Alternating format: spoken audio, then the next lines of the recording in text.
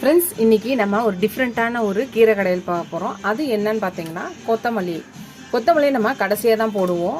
கொத்தமல்லியில் நிறைய health benefits இருக்குது. இன்றைக்கி நம்ம கடை போகிறது கொத்தமல்லி கடையல். அது எப்படி செய்யலான்னு பார்க்கலாம் வாங்க. ஒரு குக்கர் எடுத்துக்கலாம் கொத்தமல்லி கடையலுக்கு. அதுக்கு 1 கப்பு பாசிப்பருப்பை எடுத்து போட்டு நல்லா கழுவி வாஷ் பண்ணி எடுத்துகிட்டு வரலாம். வாஷ் பண்ணி எடுத்துகிட்டு வந்தாச்சு. இப்போ 1.5 கட்டு கொத்தமல்லி நல்லா கழுவி வாஷ் பண்ணி எடுத்து வச்சிருக்க கட் பண்ணி போட்டுக்கலாம். 2 வெங்காயம் பொடியாக நறுக்குனது, 3 தக்காளி பொடியாக நறுக்குனது, ஒரு 6 பல்லு பூண்டு, 1/4 ஸ்பூன் மஞ்சள்தூள் போட்டாச்சு.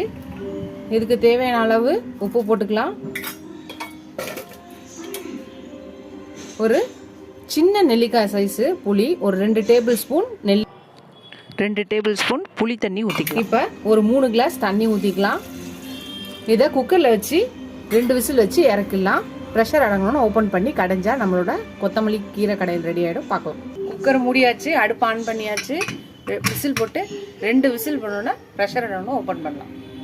நம்ம 2 விசில் வச்சு எடுத்து சட்டியில் ஊற்றியாச்சு. இப்போ இதை கடைய வேண்டிதான். நம்ம கடைஞ்சி தாளிப்பு கொடுத்துட்டா நம்மளோட கொத்தமல்லி கீரை கடையில் ரெடி ஆகிடும். நம்ம கீரையை நல்லா கடைஞ்சி எடுத்துகிட்டு வந்தாச்சு. இப்போ ஒரு தாளிப்பு கொடுத்துடலாம். ஒரு சின்ன பேன் வச்சுக்கலாம். எண்ணெய் ஊற்றிக்கலாம். எண்ணெய் காஞ்சிருச்சு. கடுகு உளுந்து 1/2 ஸ்பூன் போட்டுக்கலாம். சீரகம் ஒரு 1/2 ஸ்பூன் போட்டுக்கலாம். காஞ்ச மிளகாய் ஒரு 3 போட்டுக்கலாம். கருவேப்பிலை கொஞ்சம் போட்டுக்கலாம். கொஞ்சம் பெருங்காயமும் போட்டுக்கலாம். தாளிச்சாச்சு, இதில் போட்டுடலாம். அவ்வளோதான், தாளிப்பு கொடுத்தாச்சு. நம்மளோட கொத்தமல்லி கீரை கடையல் ரெடி ஆயிடுச்சு பாருங்க. உங்களுக்கு காரம் வேணும்னா ஒரு 3 பச்சை மிளகாவோ 3லேருந்து 5 பச்சை மிளகா நம்ம கீரை இதெல்லாம் வேக போடும் போதே போட்டுக்கலாம். இன்னைக்கு நான் போடலை. சாதம் வச்சு நம்ம இதை ஊற்றி சாப்பாடுக்கு மட்டும் பிசைஞ்சு சாப்பிடலாம்.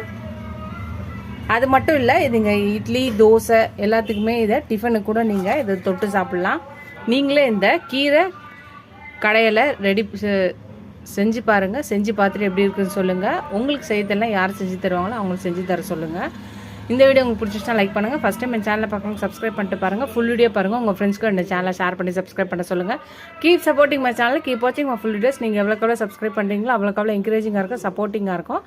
இந்த மாதிரி புது ரெசிபிஸ் வீடியோஸ் போட எனக்கு ரொம்ப ஹெல்ப்ஃபுல்லாக இருக்கும். இதோட அடுத்த வீடியோவில் அடுத்த ரெசிபியில் பார்க்கலாம். Tata bye bye friends.